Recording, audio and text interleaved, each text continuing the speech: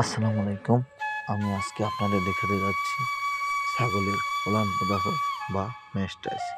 এই ছাগলটির মারাত্মকভাবে মেস্টাইস হয়েছে এবং মেস্টাইসের বয়স অনেক দিন হয়ে গেছে এবং রক্ত জমে গেছে।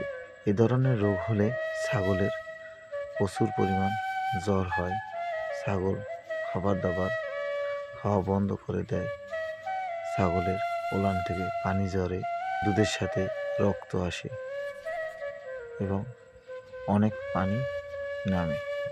তাই আমাদের এই ধরনের কোনো সমস্যা হলে দ্রুত ডাক্তারের সাথে পরামর্শ করে চিকিৎসা করতে হবে, না হলে আমরা ছাগলের বাচ্চা বাঁচাতে পারবো না। দুধ না হলে ছাগলের বাচ্চা বাঁচানো সম্ভব হবে না। এই ধরনের রোগ হওয়ার কারণ বা মেঝেতে প্রচুর পরিমাণ নোংরা আবর্জনা থাকা, এই কারণে হয়ে থাকে।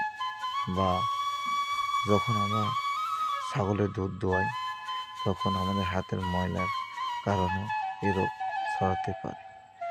ছাগলটির প্রথমত মেস্টাইস হয়েছে অনেক দিন হয়ে গেছে, কিন্তু খামারে না বুঝতে পারার কারণে এইরকম বড় সমস্যা হয়েছে। তাই আমাদের মেস্টাইস দেখার সাথে সাথে চিকিৎসকের পরামর্শ গ্রহণ করতে হবে। আজ আর না, অন্য একটি ভিডিওতে আবার দেখা হবে। আল্লাহ হাফেজ।